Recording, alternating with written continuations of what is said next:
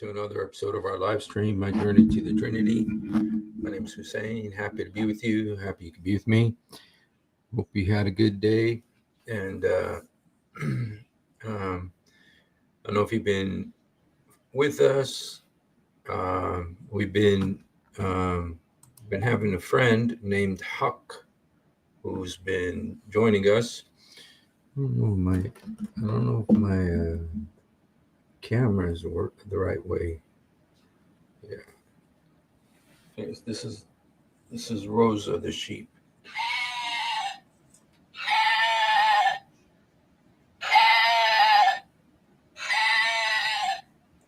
Yes. That's from Jerusalem. Hello, shalom. Welcome, Abla. Yeah, that's from Jerusalem on the Mount of Olives. We were standing on the Mount of Olives, and there was a Arab kid there selling these, and he was trying to he saw us from a mile away, tried to get 100 shekels for it. It's like, give me a break, man. And he didn't like it when I spoke Arabic to him. Then he said, uh-oh, this guy knows my scam. So, yeah, it was very nice. So, okay, Andrew has a Jibreel speaks Quran. Jibreel speak. Yeah, one thing that we've been talking with Huck, and I don't know if he's here. If he wants to come on, he's welcome to.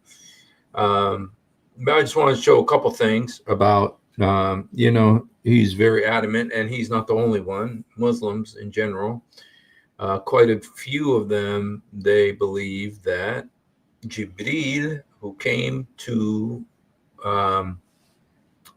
supposedly came to Muhammad and choked him in the cave, and what is the same as the Spirit of Allah, Spirit of God, who came to Mary when she became impregnated with Isa.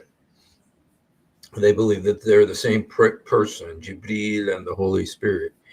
And so anyway, we've been kind of going back and forth about that with Huck. And I just wanted to kind of show a couple things today. Let me show you this right here.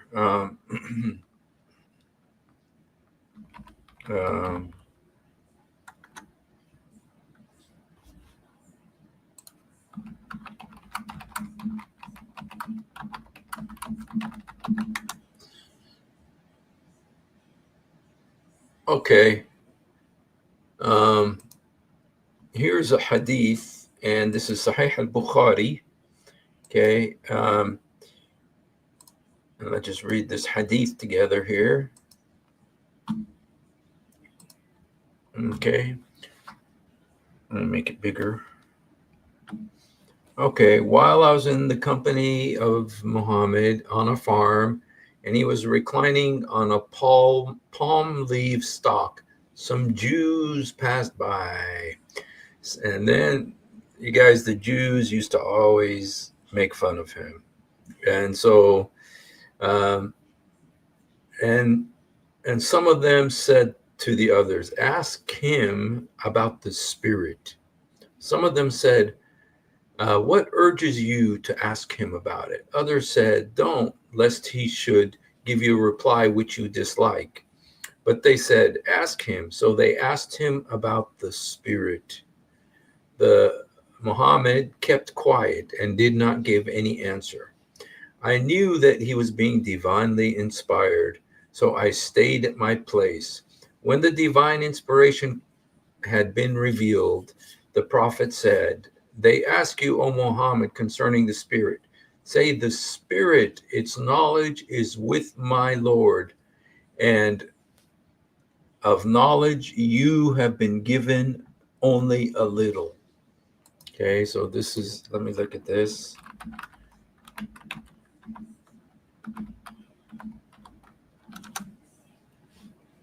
Okay, all right. In Arabic, يسألونك عن الروح. قل الروح من أمر ربي وما أوتيتم من العلم إلا قليلا. Says the spirit is one of the subjects of the Lord, one of the issues of the Lord. Um, and so we have not been given knowledge about it except a little. So apparently, according to this verse of the Quran, only a little bit of knowledge has been given about the spirit. And, so my question to the Muslims who say that the spirit is Jibreel, how is it that Muslims are so knowledgeable about the spirit, when the Quran says um, only a little bit is known about it, because it is a subject that belongs to God. And so, but Muslims are so sure that it's Jibreel. Muslims are so sure it's Jibreel. So how is it that it could be Jibreel, and yet it's something that they know so little about? And so if Haq were to come today, I wanted to ask him that. I want to say, how is it that you know so much about the spirit, when Muhammad didn't know anything about it? Just read this hadith. Just look at what this hadith says. When he was asked, ask him about the spirit, Muhammad kept quiet and did not give an answer. Why didn't he say, oh, the spirit is Jibreel, and he came and he choked me, scared me to death in the cave, and then he visits me, he comes to my house, and sometimes he comes in the image of Dahi al-Kalbi. He looks like Dahi al-Kalbi sometimes at midnight in the house. And sometimes he comes and he's afraid to come into the house. Sometimes he's afraid to come into the house because there's little dogs in the house. And he's afraid to come into the house when there's a dog in the house, or when there's an image in the house. So he won't come into the house if there's a dog or an image. Okay. And so Muhammad knew quite a bit about Jibreel. He knew a lot about him. He says he won't come. Jibreel comes to him and gives him verses of the Quran. He does, he comes to him in certain cases. He doesn't come to him in certain cases. He's but about the spirit, according to the Quran, the spirit, its knowledge is with my Lord, and of knowledge you mankind have only been given a little. Well, they were not just given a little bit of knowledge about Jibreel. There was a lot of knowledge about Jibreel. And so anyway, I just want to look at some of the knowledge. Let's look at some of the things that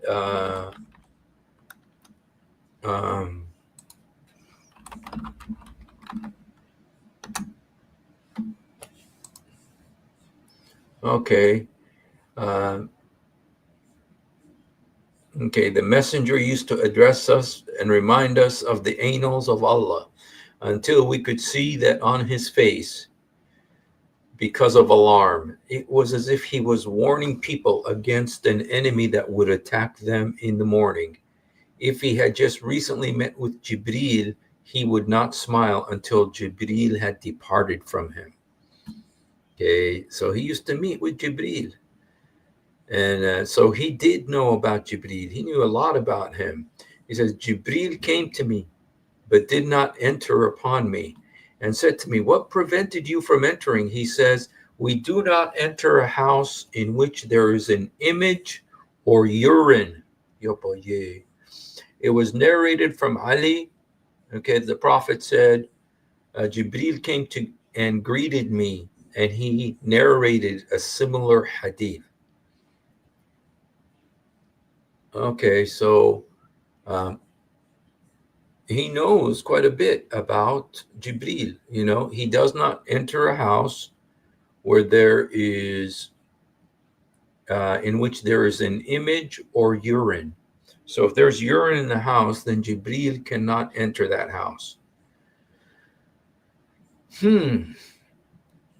Facts about Jibreel. Interesting. Okay, I think this deserves to be. Oh, am I reading this with you guys? Are you guys seeing this? Shoot. I'm sorry, guys. Let me show you the other one. This is the one. Okay. It says, the prophet said, okay, he said, we do not enter a house in which there is an image or urine. So if there's urine in the house, Jibreel won't enter. Or if there's an image. Okay. Okay, now this is a da'if hadith. So Jibreel said to him, you have spoken the truth. We were, okay, to believe in Allah, his angels, books, messengers, the last day, and the divine decree, both good and bad. Jibreel said, you have spoken the truth. We were amazed that he asked him.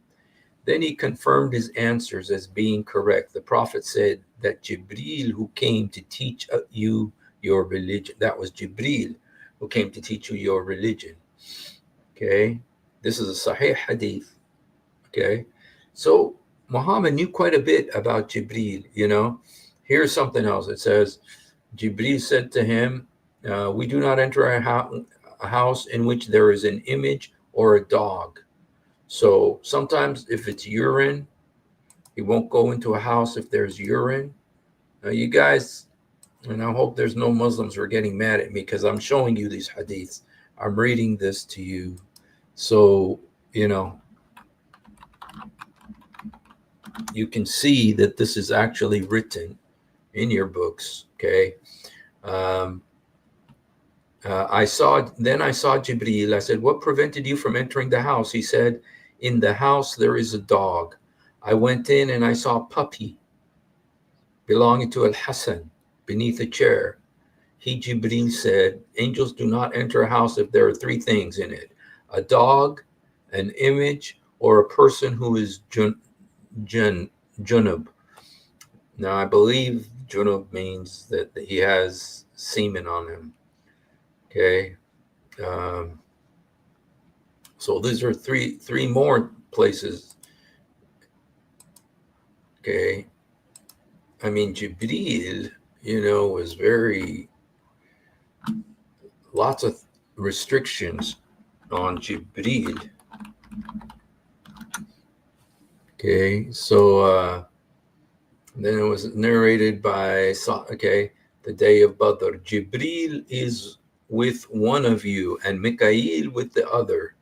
And Israfil, a mighty angel, is present at the fight, or he said, is present in the ranks. Wow. So, I mean, this is a lot of information. He knows quite a bit about Jibreel. You know, he knows quite a bit. He knows the name of Jibreel's companions, Michael and Israfil. You know. All right. Jibreel came to me and said, "Oh Muhammad, your ummah will differ after you are gone." I said, "What is the solution, O Jibreel?" He said, "The book of Allah, may he be exalted, by means of which Allah will destroy every tyrant. Whoever clings to it will be saved. Whoever abandons it will be doomed." He said, "Verily, this is Quran."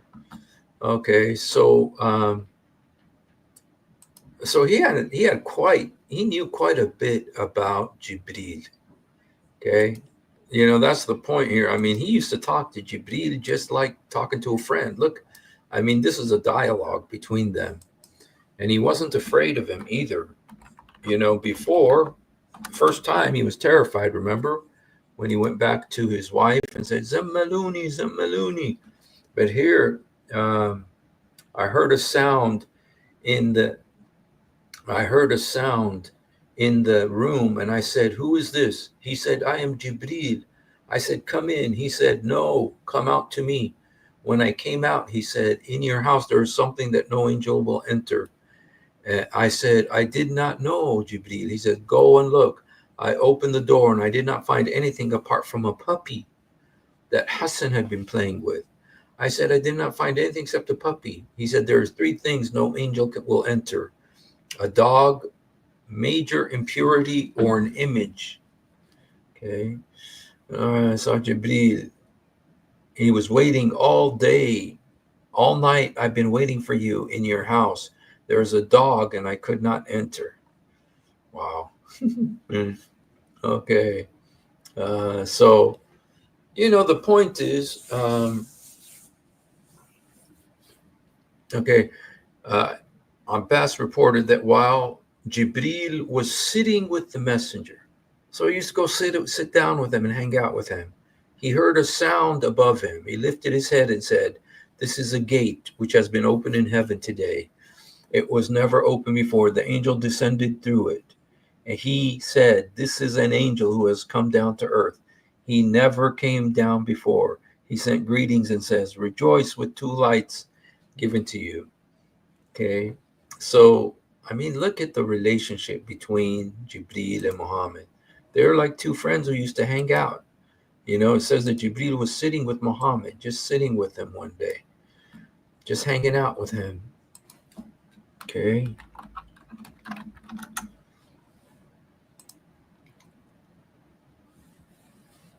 But Jibreel came and said, "No, no one should do this for you except you or a man of your family." Caught up with him. Okay. Catch up with Abu Bakr, and wherever you meet him, take the document from him, take it to the people of Mecca and read it to them. I caught up with him at Juhfa and took the letter from him, revealed concerning. No, but Jibreel came to me and said, so you see that Muhammad and Jibreel, they were really together a lot, flowing with tears. "Why were your eyes flowing with tears?" He said, "No, but Jibreel left me a while ago. He told me Al-Hussein will be killed in the banks of the Euphrates. He said, 'Would you like to smell his dust, the dust of the land where he will fall?' I said, 'Yes.' He stretched out his hand and picked up a handful of dust and gave it to me. I could not help but weep." Look at the interaction between Muhammad and Jibreel. Okay, they knew each other really well.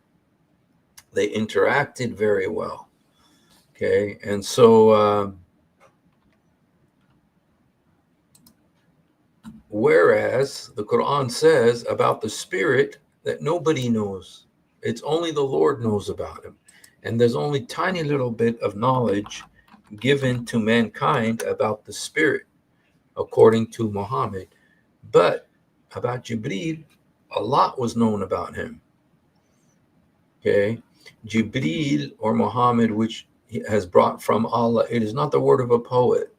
Little is that you believe. He said, okay, so, okay, where Jibreel once stood, okay, look out at the window beside the place where Jibreel once stood. Okay, so anyway, guys, I'm just trying to show you that there's a lot of information about Jibreel. There's a lot of information about Jibreel. He's not, Muhammad knew a lot of information about him. But if you look at the verse in the Quran, what does it say? يسألونك عن الروح. They ask you about, it's not soul, it's the spirit, concerning the spirit. Say, the spirit is by the command of my Lord, and of knowledge you have been given just a little. Okay. So obviously the spirit is not Jibreel. Jibreel is not the spirit. And so anyway, that's been kind of the subject that that's kind of been the subject that we've been talking about with our friend Huck. And I was kind of hoping he was going to come today. Maybe he could answer this. Can you do a stream about the custodian of the two holy mosques, Salman complex? It's a complex in Medina that is doing the hadith.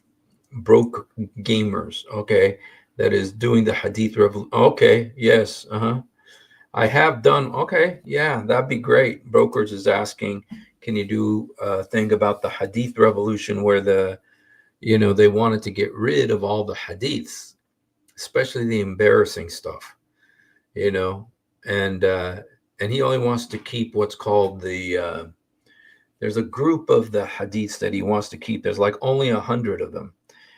They're called mutawatir hadiths. He wants to keep those, but the rest of them, do what Uthman did to the Quran, just burn them, and they want to do this 98% of the hadith.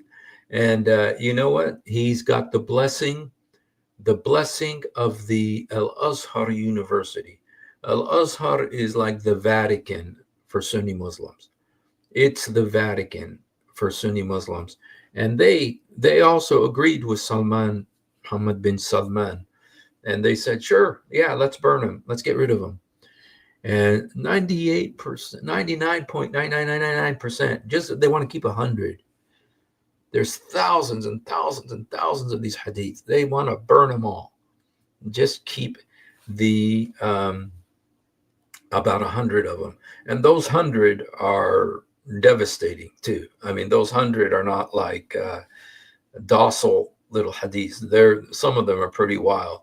But what Father Zechariah said, he says, okay, you're very good. Go ahead and burn them. And then the next thing you got to do is the Quran. You got to put the Quran on the chopping block too. Okay. And so Jesus is the truth. Hell is real. We all sin. He died on the cross to pay for our sins, was buried, and rose again the third day.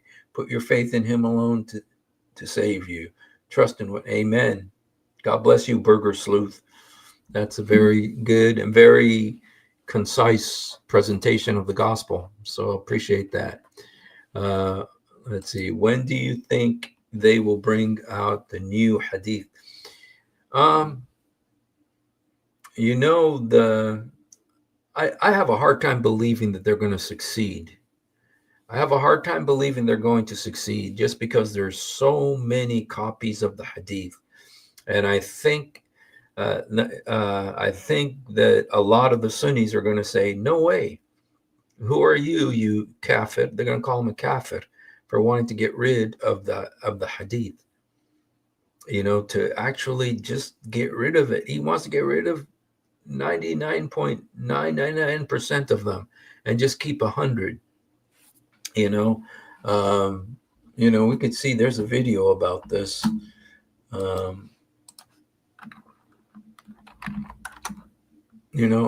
hope Al-Haq will come on, but until he does, I think we could talk about this. Okay.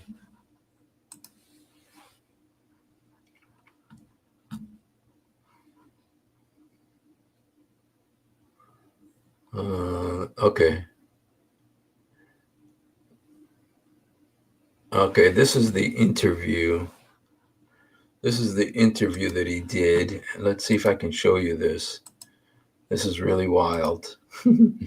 I know Father Zechariah did a big thing about this. It was huge news.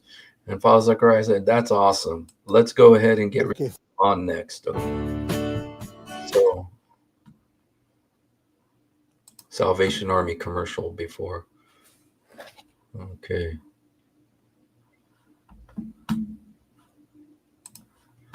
Okay, let's see. Okay, you guys, we can watch it together. It has Arabic, it has English headline. This Giving Tuesday, make a life-saving impact. English Donate to Doctors subtitles. Without Borders today. Wow. Your health is your biggest asset. Find Anthem Blue Cross.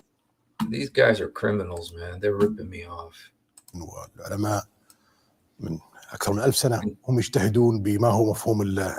Have been talking about the concept of moderation for over 1,000 years. So do not think I'm in a position to clarify this concept as much as I can.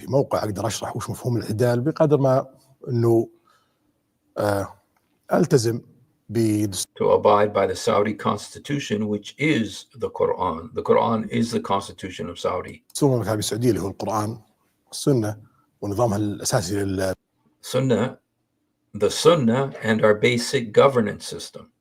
So he's talking about the Quran, the Sunnah, which is the Hadith, and the basic governance. للحكم وتطبيقه على أكمل And to implement it fully in a broad sense that is inclusive of everybody. وجه بمفهوم واسع يشمل الجميع. هذا يقودني لسؤال ثاني اللي هو مساحة This leads me to another question, namely the space that Sharia occupies in the state.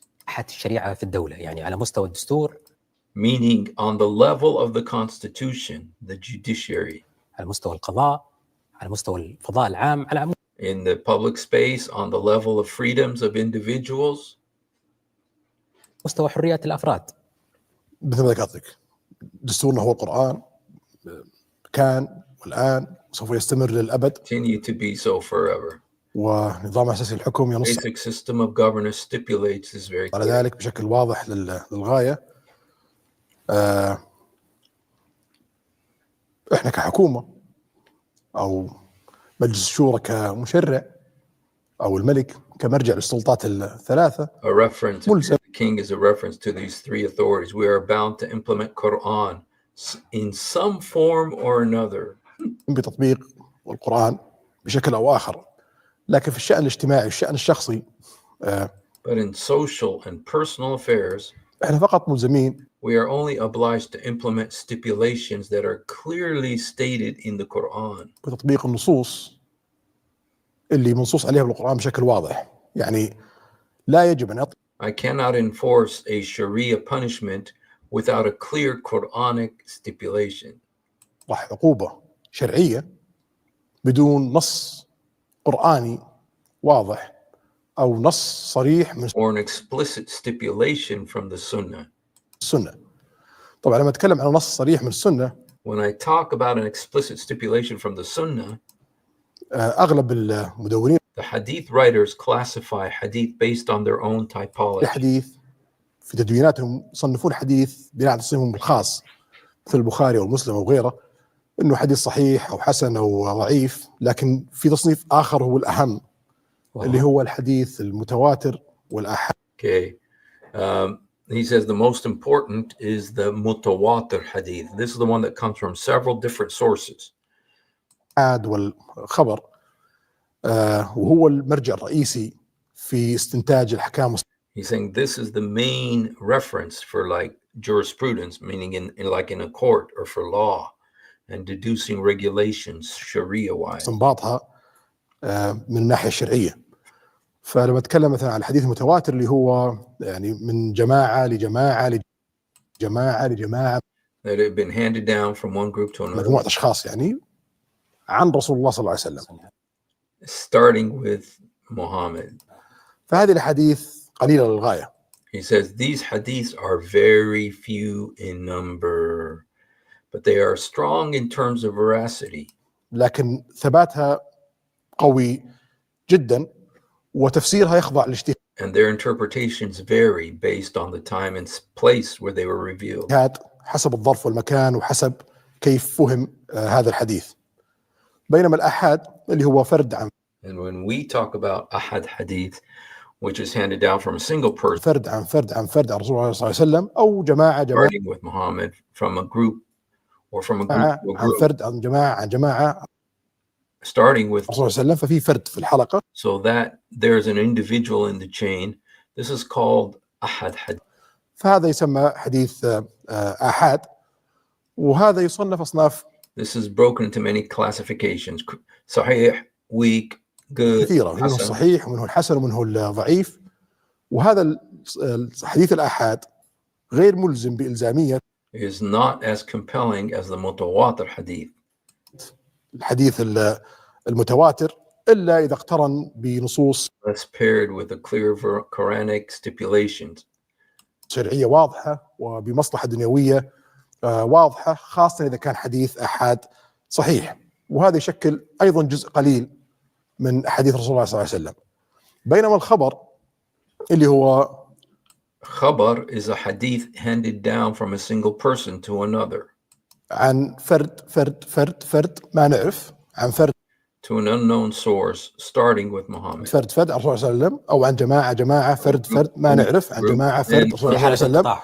ففي انقطاع. هذا الخبر هو اللي يشكل النسبه العظمى من الاحاديث. هذا As most of the hadith is like this. بشكل لا يؤخذ فيه. And he's saying is unreliable. لانه غير ثابت و It's not firmly established veracity and it's not binding. غير يعني ملزم. ولو نرى في سيره الرسول صلى الله عليه وسلم عندما كتب الحديث في وقته امر بحرقها وعدم كتابتها. Okay, listen to what he's saying because he's going to obey Muhammad here. He said in the biography of the Prophet, when the hadith was first recorded, كتب الحديث في وقته امر Muhammad ordered those records to be burned and forbade the writing of hadith. And you guys, this is very much so. Muhammad did not want hadith to be written. حرقها وعدم كتابتها، فما بالك اذا انت ترجع. And that should apply even more to the khabar hadith.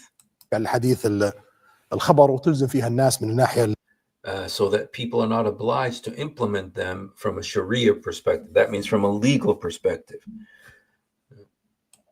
الشرعيه، وقد ايضا تطعن في. They also might be used as ammunition to dispute.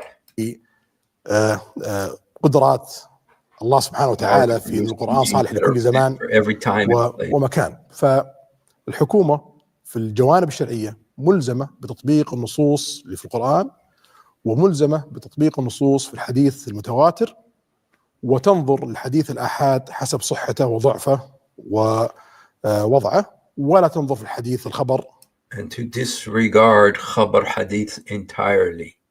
So, you know, it seems like what he's saying is he's talking about it from the government's perspective, saying that from now on, the government's not going to pay attention to all these other hadiths. They're only going to look at the mutawatir hadiths, and there's only about 100 of those, you guys. There's only about 100 of those hadiths compared to the thousands and thousands that you'll find in the books. There's only about 100 of these. And he's saying that the government is only going to function based on the Quran. And when it talks about Sunnah, it's only those 100 hadiths, not all these other ones. بتاتا إلا إذا كان تسند عليه رأي في مصلحة واضحة للإنسان. فلا عقوبة. Be no punishment related to a religious matter. There will be no على شأن ديني إلا بنص. Unless there's a Quranic stipulation. قرآني واضح. وتطبق هذه العقوبة. This penalty will be implemented based on the way Muhammad. بناء على كيفية طبقها رسول الله صلى الله عليه وسلم. فيعني مثلا لو بضرب مثال. Let me give you an example. Adultery. الزنا. الزاني. The unmarried adulterer is flogged. The married adulterer is killed. الغير محصن يجلد. الزاني المحصن يقتل. وهذا نص واضح. This is a clear stipulation. But when the woman adulterer came to Muhammad, لكن عندما أتت الزانية رسول الله صلى الله عليه وسلم وقالت يا رسول الله أنا زنيت، بما معناته الحديث الذي نحفظه نصا، صد عنها أكثر من مرة. He delayed the judgment several times. إلى ما صرت عليه. بعدين she eventually insisted, and then he told her to go back and check if she's pregnant. قال لها اذهبي إلى من تأكدين أنت حامل ولا لا. عادت له مرة أخرى ونفس السيناريو تكرر، وقال لها اذهبي حتى تضعين، وعادت له مرة أخرى وقال لها اذهبي حتى تفطمين، وممكن ما ترجع ولا سأل عن اسمه ولا سأل عن من هي. فكون انك تاخذ النص القرآني وتطبقه بطريقة قال لها اذهبي حتى تفطمين وممكن ما ترجع. So she could not have returned, but he did not ask about her name or who she was. But you guys, the story is a woman who came and she said, "Look, I'm an adulteress. I committed adultery, and I'm pregnant." And then Muhammad said, "Go back and wait until the baby's born." And then the baby was born. She came back and said, "Okay, I had the baby." And then he said, "Okay, go back and wean the baby. I mean, feed it until it's old enough and wean."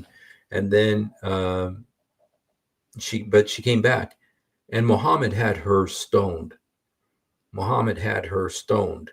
Now, he's not talking about that. He's just saying that he didn't ask her name or who she was, meaning you don't have to stone adulterers. ولا سأل عن اسمه ولا سأل عن من هي. فكون انك تاخذ النص القرآني وتطبقه بطريقة غير اللي طبقها الرسول صلى الله عليه وسلم، وتبحث عن الشخص لتثبت عليه التهمة، بينما الرسول أتاه المتهم معترف وعامل بهالطريقة، هذا ليس شرع الله. He's not being completely honest here, because Muhammad did have her stoned.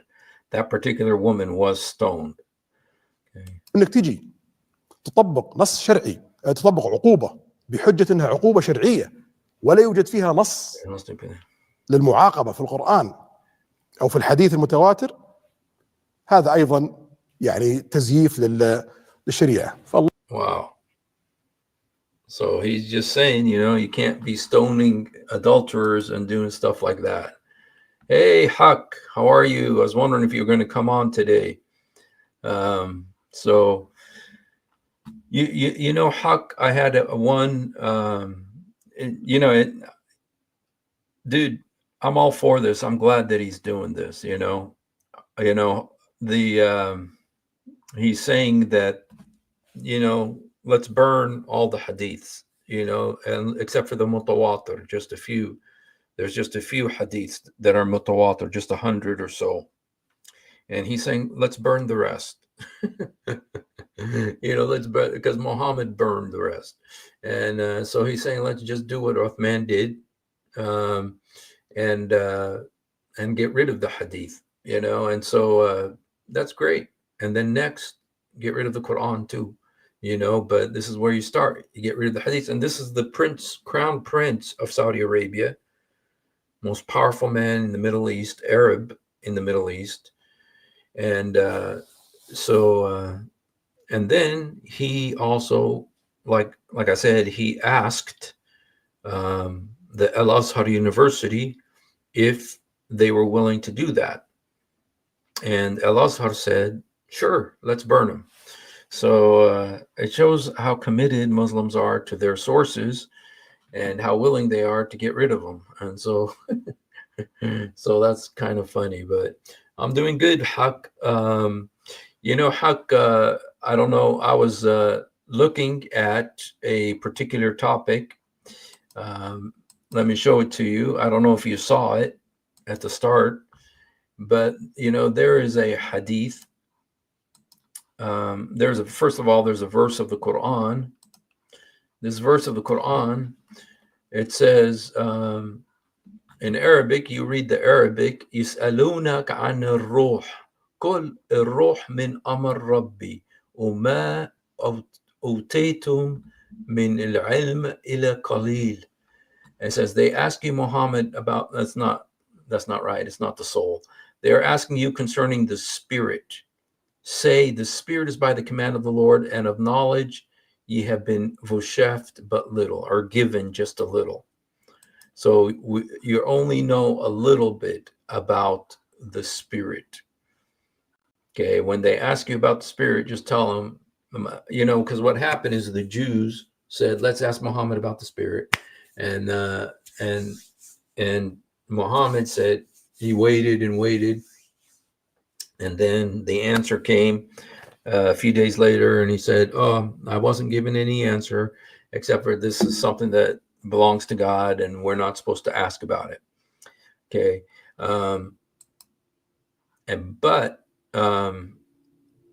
If that's, here's the hadith, if you want to look at it, Huck, this is the hadith, right here. It says, when I was in the company of Muhammad, he was reclining on a palm leaf stalk. Some Jews passed by. Some of them said, ask Muhammad about the spirit.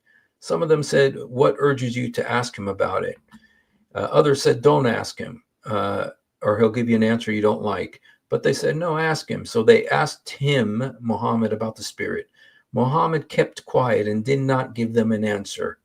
I knew that he was being divinely inspired, so I stayed at my place. When the divine inspiration had been revealed, the prophet said, they ask you, Muhammad, concerning the spirit. Say, the spirit, its knowledge is with my Lord, and of knowledge you, mankind, have been given only a little.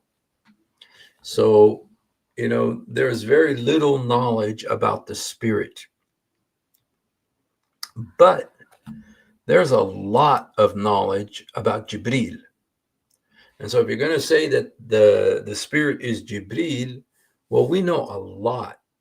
We know a lot of information about Jibreel, and that's what I've been showing.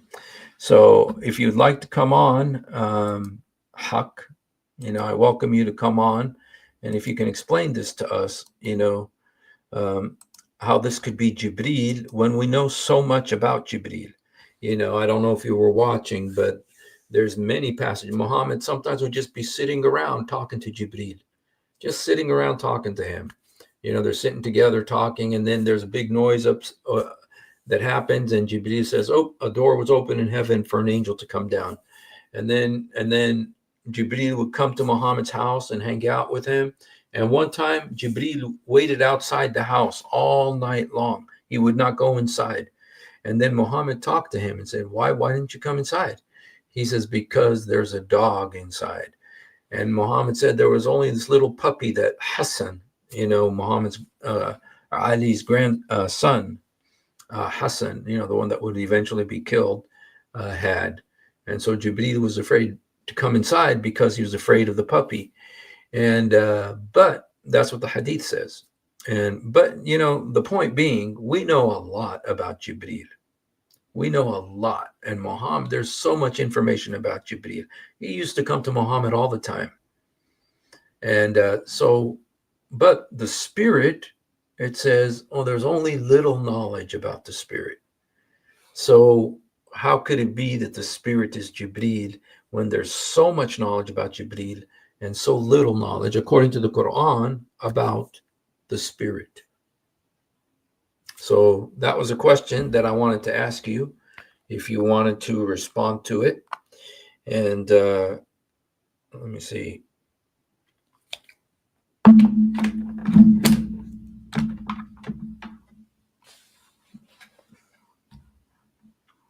So we'll go ahead and see if you want to come. Here's the link if you want to come on. And we can go ahead and continue looking at some of the hadiths about Jibreel. There's so many hadiths about Jibreel. And, we know that he won't go into a house if there's an image, like a picture of a tree, or a picture of a dog, or a picture of a man, or an angel or something. He won't go into that house. And he also won't go into a house if there's urine in it. That's what the hadith says. And so here it says Jibreel, okay, he will be glorified and exalted. Then Muhammad will go and Jibreel will come to his Lord and say, be exalted, give him permission and give him glad tidings of paradise. Jibreel will take him and he will fall down in prostration for a week. Okay, and he will start to fall down in prostration again, but Jibreel will take hold of his upper arms, and Allah, may he be glorified, will inspire him to offer a supplication. Okay, so there's a lot of knowledge about Jibreel, but there's so little knowledge about the spirit. There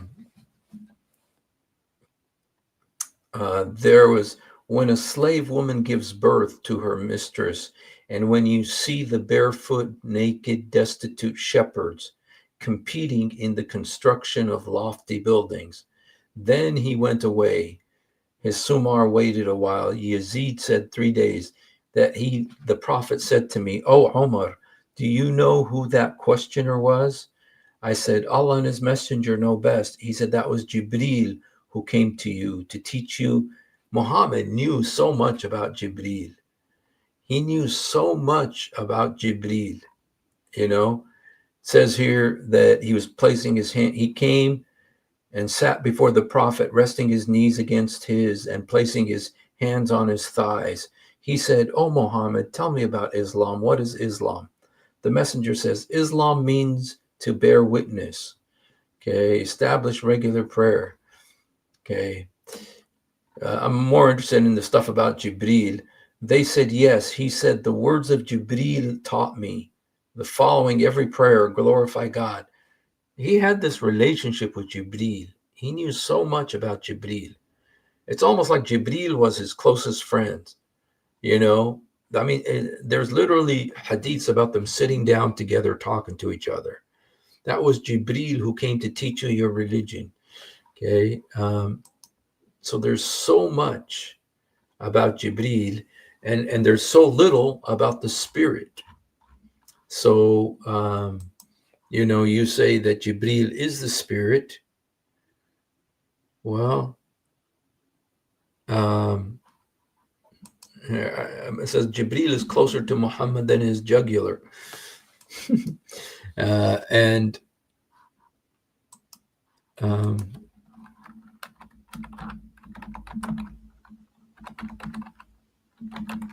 let me see if this is here. Okay. Jibreel, okay. When Allah loves a slave, calls out, Jibreel says, "I love so-and-so, so I love him." Then Jibreel loves him. After that, Jibreel announces to the inhabitants of heaven that Allah loves so-and-so, so love him. And the inhabitants of the heavens, the angels also say, love him, and make the people of the earth love him. Okay. And then Jibreel hates him. Jibreel, he knows so much. He knows what Jibreel is doing in heaven.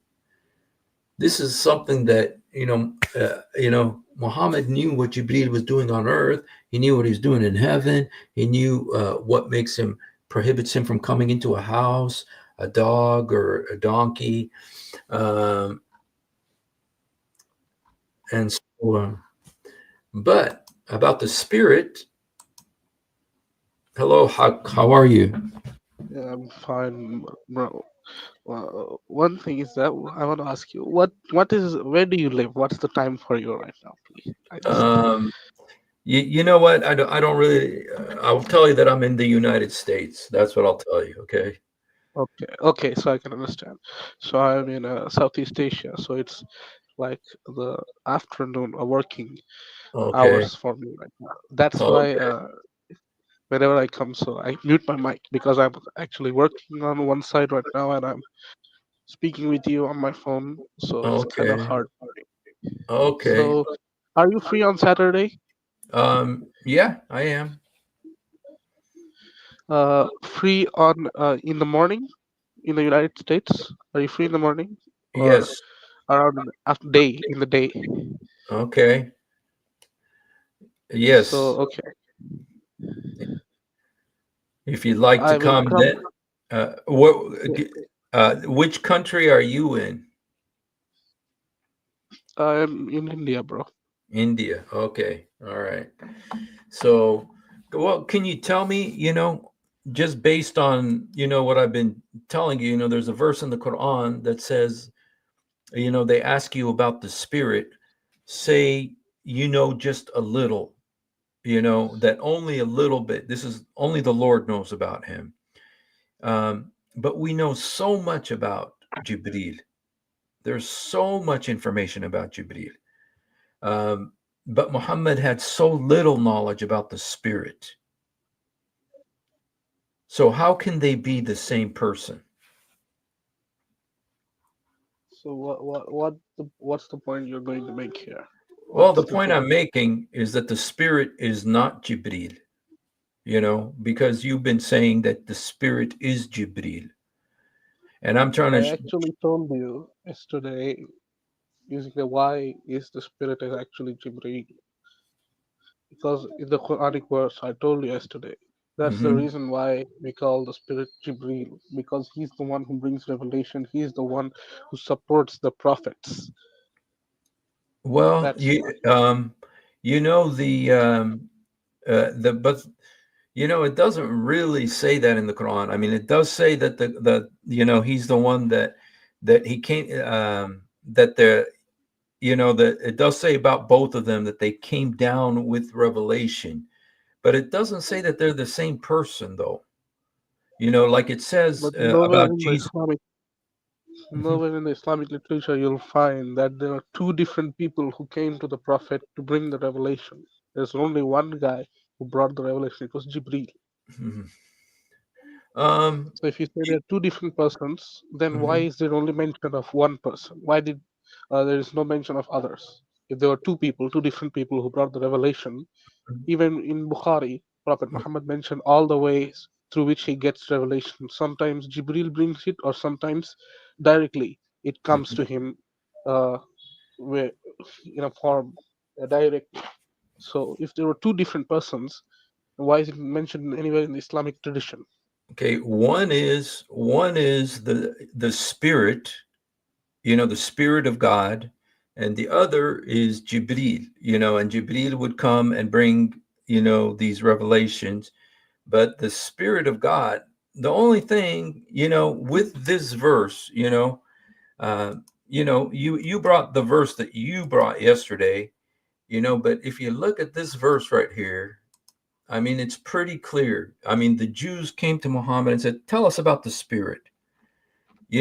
Muhammad, uh, he didn't have any knowledge about the spirit, and so he said, come back in a few days. And when he came back in a few days, he says, "Okay, I got the revelation." It says they ask you about the spirit. They ask you about the ruh. You can see the word there, ruh. Kul, say, the spirit min amr Rabbi. Oma otaytum, you were not given much knowledge except a little. You were not given knowledge except a little. But there is so much knowledge about Jibreel. There's tons of knowledge about Jibreel. Muhammad knows what he does in heaven. Muhammad knows what he does in earth. Muhammad knows what he looks like. Muhammad knows his voice. He knows uh, how he, what, why he won't come into a house. Jibreel talked to him and told him, "I won't come into a house if there's a dog in the house, or if there's urine in the house, or if there's an image in the house." You see, Muhammad knew so much about Jibreel, but about the spirit, he didn't know nothing. And this is a verse of the Quran. This is a verse of the Quran. Yis'alunak anir ruh. It says they're asking you about the spirit. Okay, and they said, just say, "Oops, sorry, I don't know nothing." That's what Allah's telling them to say. Just say, "I don't know nothing." But Jibreel, he knows a ton about Jibreel. He knows what kind of clothes he wears. He knows what he looks like. Jibreel used to come to his house. I'm sure you know the story. One time Jibreel came to Muhammad's house and he waited outside all night long. He wouldn't go inside. And then Muhammad came to him and said, "Why didn't you come inside?" He says, "Because you have a dog in the house." And Muhammad went and looked and he saw a little puppy that belonged to Hassan. And there's a little, and so Jibreel was afraid of a puppy, and he says, "We won't go into a house where there's a puppy." Another time he came to Muhammad, and he didn't go in the house again. And then Muhammad went out and talked to him, and he said, "What's wrong? How come you won't come in the house?" He says, "Oh, because you got an image, you got a picture or something, or an idol." Because Muhammad used to have idols by his house, and he says, "I can't come into a house where there's idols." That's another question. Why did Muhammad have idols in his house? Do you know? Those were not idols, those were pictures of animals painted on a curtain. Uh-huh. Those were not idols. Oh, okay. I don't know because why did Muhammad keep statues at the entrance of his house? Do you want to look into It was this? Aisha radiallahu ta'ala anhuma who brought those curtains in her house. Mm. So that's why she didn't know about that. That the pictures weren't allowed in a house where angels visit. She just you just go out and buy. She bought a curtain. Then later Prophet knew about it, so he cut it into and made some cushions out of it. So that's the thing which happened. Okay, so it was just that. But I think interesting, the word translated by Sunnah is images, is the word tamathil. You know what tamathil is? The word that's What used is tamathil. Do you know what tamathil is? what is Tamathil means statues.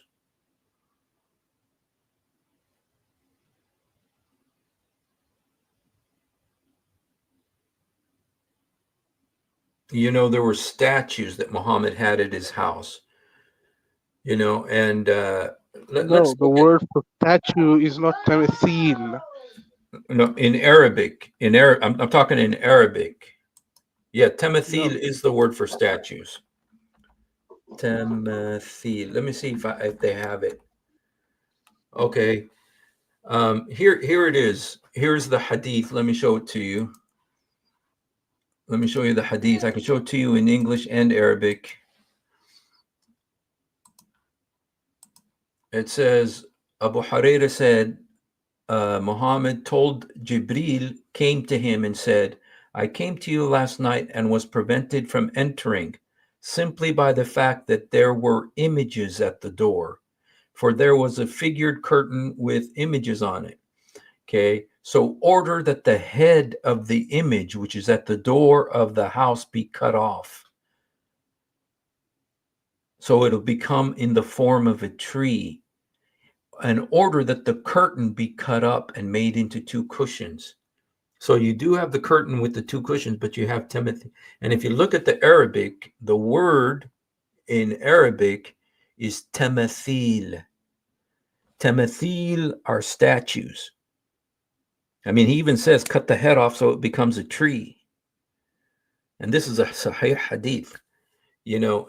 So why did Muhammad, after he had all this revelation from Jibreel, because he obviously knew Jibreel by now, they had a good relationship. Jibreel used to come to his house. Why did Muhammad have uh, idols in his house after he was already in a relationship with Jibreel? Do you know? the word timthal also means pictures, portrait, and images. It doesn't Okay, only mean statue no, because it speaks of a curtain. The complex. tamathil, tamathil means statues. Okay, it means like little No, dolls. And you know, it has I mean, meaning. just listen to what Jibril says. Jibril says, cut the head off. Okay. I mean, we already talked about the curtains. Okay. We already talked about the curtains and the curtains that were turned into cushions. We already talked about it. This is something else. Muhammad had both. He had curtains with images on them, and he had idols at the door. Okay. The curtains were on the windows. Curtains were on the windows. This was in front of the door. Okay, okay, simply because there were images at the door. Okay, and the word in Arabic is tamathil. These are little idols, physical things that if you cut the head off, it looks like a tree trunk. That's what the hadith says here. So why did Muhammad, when he's already been getting the Quran, he's already been getting the Quran already, how come he has idols at his house? It was not his house. It was Aisha's house, and she brought it, thinking it's fine to have images at the door, have a curtain of images. So that's why it was not his house. It was Aisha's house, in which she kept the curtains and the images. Thinking, oh wait, there's no problem in keeping them. Then later Jibril said, no, it's not okay to keep the images in your house. It was not the Prophet's house, because in Oh, the it was Prophet's house there Muhammad's was house. nothing. It was Aisha's house. So Yes, Aisha's house was not Muhammad's house. he used to visit her house. Sorry, not Okay. his, her house. So she All had of his idols. wives. Aisha, the mother of the believers, had idols in her house. It doesn't refer to idols. It refers to images on the, because how can you cut an idol in the shape of a tree? Can you cut an idol in the shape of tree? A And well, stone idol or I mean, made of cement? well, that's what it says here. It says, okay, the image which is at the door of the house, let the head be cut off, so it may become like the form of a tree. You know, like the body. If you just leave the body, cut the head off, but leave the body, and it looks like a tree. You know, like a tree trunk. You know, and so it was an image of a person, obviously, because it had a head and a body. And so it was like, was it, you know, I don't know what it was an image of Baal, you know, of Hubal, you know, because they The worship, you know, at the Mecca. images which were at the door of the Aisha's house, they are mentioned in the Sahih Muslim. That what was there? There was a curtain of images at the door of. Well, you know what? It doesn't say here that it's Aisha's house, you know. Um, it doesn't say here that it was Aisha's house, you know. Do you have a hadith that says this was Aisha's house? Okay. Here's another one. Okay. This is also Sahih. It says, um, the messenger of Allah said, Gabriel came to me and said, I came to you last night and was prevented from entering because there were images at the door. For there was a decorated curtain with images in the house, and there was a dog in the house.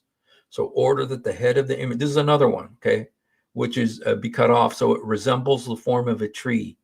Order that the curtain be cut up and made into two cushions, okay. And the messenger of Allah then did so. The dog belonged to Al-Hassan or Al-Hussein and was under their couch. So was Hassan's couch in Aisha's house?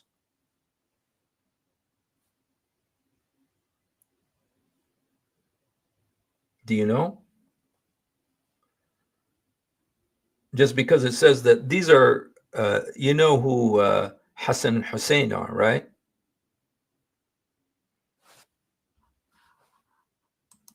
Oops, did we lose him? I think he must have lost him there, but I think he'll be back.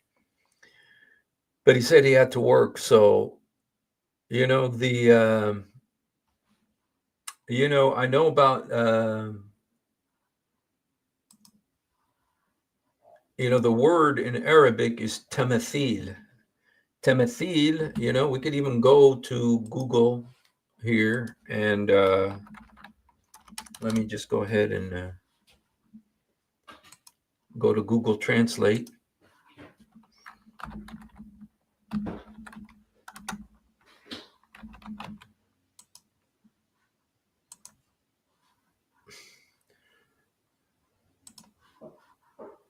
Okay. I know what the word, you know, let's look here. Put on the Arabic. Let's see. Tamathil. Statues. See? The word tamathil is statues. So Muhammad had these statues in front of his house. And you guys, this was after he'd already, I mean, he knew Jibreel so well by now that Jibreel was coming to his house and hanging out with him all the time. I mean, it's not even that Muhammad had to go to a cave. Jibreel was coming to his house. Okay. He was coming to his house. I mean, they had this kind of a close relationship that he could come to his house and hang out with him and talk to him. And there's so many hadiths where Muhammad and I just showed you one of them where Muhammad and Jibreel are talking to each other like friends. So they had a relationship. He wasn't choking him anymore. He wasn't choking him and saying, Ikra, Ikra, read, read, you know. But even though they had this relationship, Muhammad still had idols in front of his house. He had these idols in front of his house. And so the question is, why did Muhammad have idols after all of this?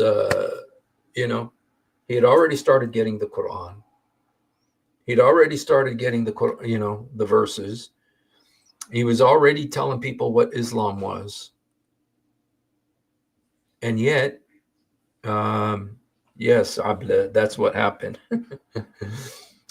And yet, he still had idols in his house, at the door of his house. So, I don't know where Haq went. Maybe he's at work, so give him the benefit of the doubt, but, so I'll wait a few minutes, see if he comes back. And if not, we'll go ahead and end it again. And, well, remember the first time that thing came to him, he was choking him to death. And Muhammad even says, I was afraid he was going to kill me. I thought he was going to choke me. Were there idols in the house when Khadija made Muhammad and she stripped to see if the entity in the room was an angel? I wouldn't be surprised. Khadija did pretty much what she wanted to do, and so I wouldn't be surprised. And if you look at some of the ancestors of Muhammad, some of his ancestors, they come from Abd al-Uzza, servant of al-Uzza. Uzza, remember, was one of the three daughters of Allah. Al-Uzza, al-Manat, Alat, al-Uzza, al-Manat, the three daughters of Allah that's written about in Quran, I believe chapter 22. And so one of Muhammad's ancestors, great-great-great-grandfathers, was from the family of Abd al-Uzza, which means servants of al-Uzza, slaves of al-Uzza. And so there was a close connect. Oh, the biography, Mo and Khadija had small idols of the daughters. Oh, they gave up worship. Really? Well, but apparently they didn't give it up because this was apparently not at the time of Khadija, but according to what our friend was saying, it was at Aisha's house. Khadija would already been dead by now. Okay, Khadija would have already been dead by now if this was at the house of Aisha, which is what Haq said. He said it was in the house of Aisha. Now, I don't know about that. I didn't see that. It wasn't in the hadiths. So, I don't know. So, Allah's messenger came back from a journey, and I had screened my door with a curtain, having portraits of winged horses upon. You know what, though? He may not have liked the images of winged horses. I wonder if that's where he got the idea for Barak. No, I'm just kidding. But he did like winged horses. He really did, because it says one time that Aisha had a toy of a winged horse, and Muhammad started laughing so hard that you could see his molars. Yeah, Pegasus. So anyway, if Haq doesn't come back, maybe we could look at that hadith before we take off here.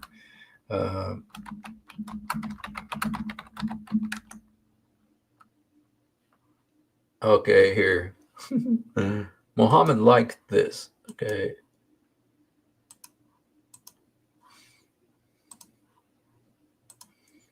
You guys, this is Sahih Hadith right here. Okay. The messenger arrived after the expedition to Tabuk or Khaybar. Wow. The draft raised an end of the curtain which was hung in the...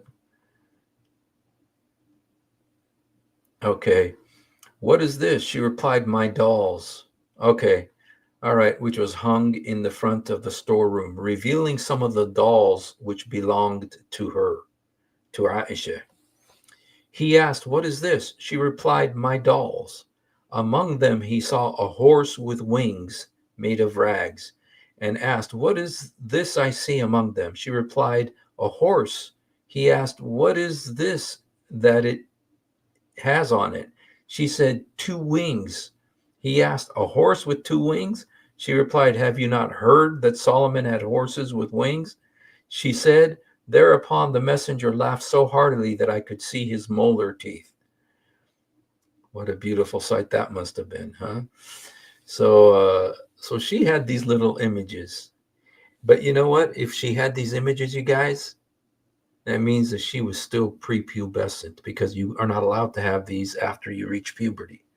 So, messenger of Allah, indeed, I love horses. Are there horses in paradise? The messenger said, if you are admitted to paradise, you shall be brought a horse of rubies with 2 wings. Then you shall be carried on it, and then it will fly with you wherever you want. Yo, boy, yay. This is a Hassan hadith. إن دخلت الجنة أتيت بفرس من ياقوت له جناحين. Okay, but here's another situation. It says the messenger of Allah went out, and he came, and I had hung a curtain on which there were images of horses with wings. When he saw it, he said, get rid of it. Okay. He commanded, and I pulled it away. Okay. There is a disease. Okay, this is about when a fly goes inside your food. Plunge it in. For one of its wings there is a disease, and the other there is the cure. Okay. All right. Well, our friend Huck did not come back, but if we have any other Muslims who'd like to come on, I'll go ahead. Oof, oof, oof. My wife always says that. I don't know if we have any other Muslims who would like to come on. You're welcome to come on. Oh, 11:35. Okay, he said he'll be back. Let me see. We'll wait a few minutes, see if he comes back. Okay.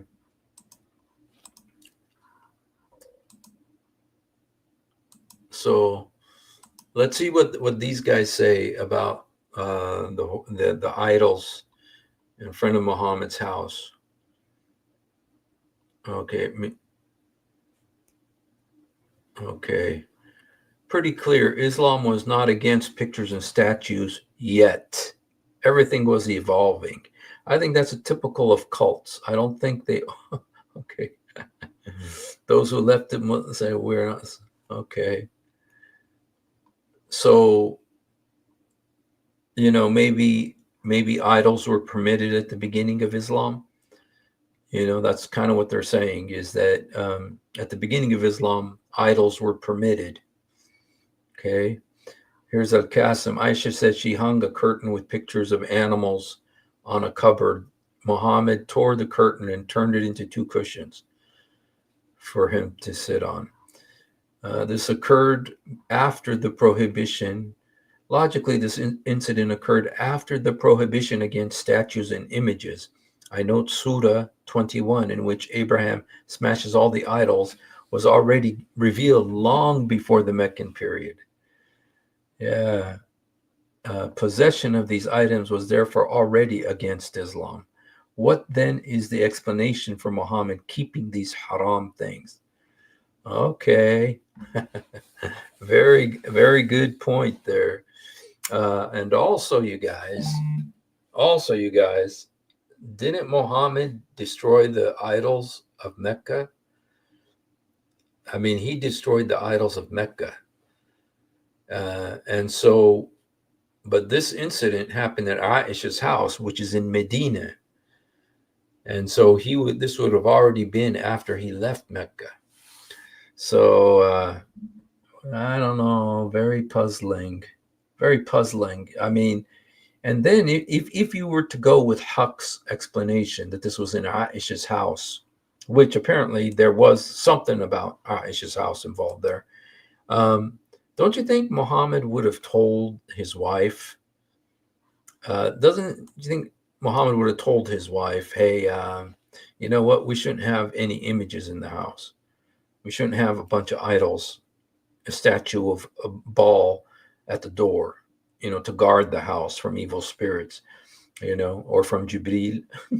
I heard the messenger of Allah say, every painter will go to hell, and every portrait he has made, there will be an appointed one who will chastise. Yay.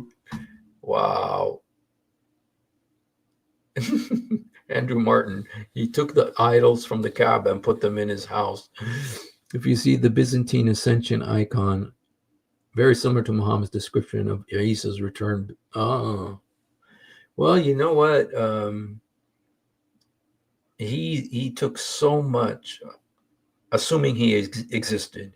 He took so much from the Gnostic Gospels, from the rabbinic writings, all those things that existed. No, Aisha was his third wife. His first wife was Khadija.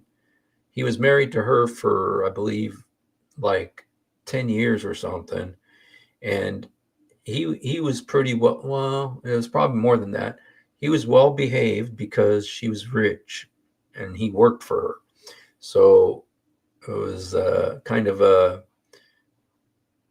situation there. But when Khadija died, Muhammad let loose and he started marrying women. The first one he married was Soda, and she was about his age. And so, he was 53. So she was around that age. And so he married her first. But then to kind of balance things out, he married someone his own age, 53. To balance it out, his next wife was 6 years old. That was Aisha. Okay, so she was number 3. And she stayed with him 9 years. Wait a minute. No, 9 years. They officially got married, or she went to his house when she was 9. So he married her when she was 6, had sex with her when she was 9, and then they lived together 9 years. So, yeah. And he died when she was 18 and forbade her to marry anybody else when he died. And he was 63. So, yeah. So, that's a great hadith, truth defender there. Every painter will go to hell. Yo, boy, yay. What about that? I think it was Muhammad bin Salman who bought the painting, the Leonardo da Vinci painting, Salvador Mundi, the picture of Jesus. Yeah, the painting of Jesus, remember, for $500 million, the most expensive piece of art in all human history. $500 million. Some Saudi sheikh bought it. So, yeah, it's true. Everybody does go to hell. In Islam, it says that there's not one of you but who will pass. Some say pass by it, but the Arabic word is talking about they're going to go into it. Yeah. Well, her mother didn't protect her. Her mother's the one that gave her away. And you know what, Michelle, there's no nice way to do that. There's a terrible thing that they did to Aisha. But I kind of think that Abu Bakr, her father, her father understood that if he didn't give the daughter to Muhammad, his head was on the chopping block, because he understood that he had to do whatever Muhammad wanted. And Muhammad said that he had a dream about Aisha coming on, descending to him on a green rug. And so Abu Bakr had no choice but to do what Muhammad wanted. And Salvador Mundi, yes. And so I kind of think, and then the mother just took her from her swing where she was swinging with her friends and just put water on her face and then gave her at the door. But she didn't tell her what was going to happen, because Aisha says, I didn't know what my mother was doing. So her mother had not even told her what was happening. She just gave her to Muhammad. And then there was a bunch of women, it says, from the Ansar who were celebrating and then Aisha, Muhammad did his thing when she was 9 years old. He was 54. And it says that when she moved to Medina, it says her hair fell out of her head. Her hair fell down. One of the reasons that a little girl's hair falls off is because she's terrified. So, and there's several times, like 3 hadiths where it talks about her hair falling out. And so, I don't know if I can show this to you guys. I'll see if I can. Let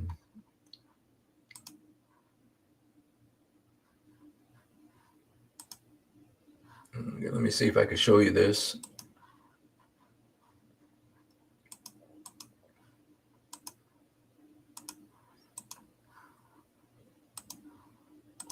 It's about the age of Aisha. Okay. These are all the hadiths that talk about Aisha's age. Sahih al-Bukhari, Sahih Muslim, Ibn Majah, An-Nasa'i, Abi Dawood. Those are 5 of the top 6. These are all the hadiths that talk about it. Okay, they're all sahih. Okay, and then got all of these hadiths. Says Prophet married Aisha when she was 7 years old, consummated when she was 9. Messenger married me when I was 7 and consummated the marriage when I was 9. The Messenger of Allah married me when I was 6. When we came to Medina, settled, I became ill and my hair fell out and it grew back. Okay, there's Aisha married her. She was 9. He died when she was 18 years old. Okay, the Messenger married me when I was 7 or 6. He had intercourse with me when I was 9 years old. He was 54. This is Sahih. Okay, the Apostle married me when I was 6 years old, and I was admitted to his house when I was 9. Okay, so got all these hadiths. Okay, age of consummation in all is mentioned 11 times, and that always is at 9 years old. 11 times it says that. Age of marriage, 8 times it says 6 years old, 3 times it says 7 years old, 1 time it says 6 or 7, 1 time it says 9. Interesting details. Dolls are mentioned twice. Now, dolls means prepubescent. Swings are mentioned twice. Hair falling out is mentioned 3 times. Illness when she went to Medina is mentioned 3 times, along with the hair. She was taken to his house as a bride when she was 9, and her dolls were with her. Sahih Muslim. Playing with dolls with similar images is forbidden, but is allowed for Aisha at the time because she was a little girl, not yet reached puberty. Fath al-Bari. Fath al-Bari, very respected book. Okay. She reached puberty at 14. Okay, even at 14, she was still playing with images. Okay, even at 14, she was still playing with images, with dolls, which means she was still prepubescent. Okay.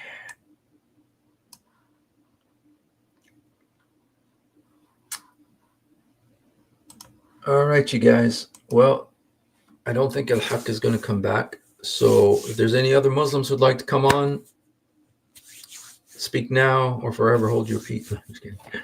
Yeah, it was a terrible thing. I think that's why, You know, when I lived in Gaza one time, I saw this little girl. She was like 6 years old, and her hair, she was bald on the back of her head.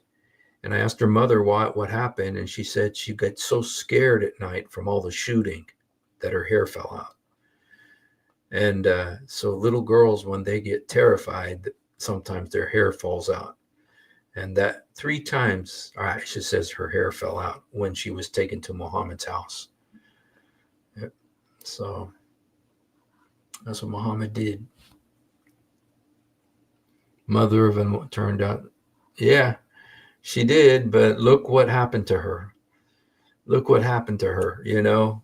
And look what was done to her by her mother, by her father, by her husband, who also abused her and beat her, you know? And so,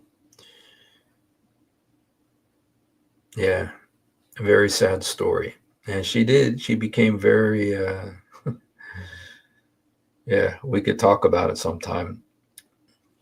There's 141 names of men. Let's just say that. And maybe someday we'll talk about it.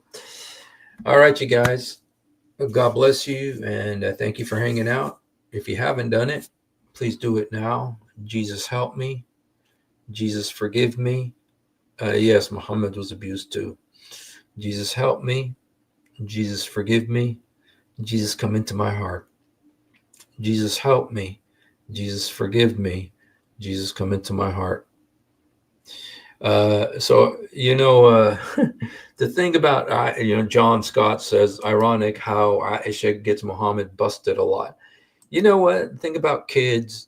She's a kid, you know. Kids say the darndest things. And she was what? 9 years old, 6 years old, 11 years old. Kids who are 11 years old don't have any social graces yet.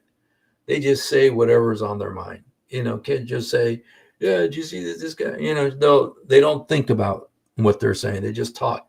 And that's what she's narrating half of these hadiths. She's 11 years old, you know, and she's just saying everything. And I mean, everything. And it was Muhammad's fault. You know, he was 54, she was 9. So, all right, you guys, be blessed. Thank you for hanging out. Have a great night. And I hope to see you tomorrow as well. God bless you guys. Thank you.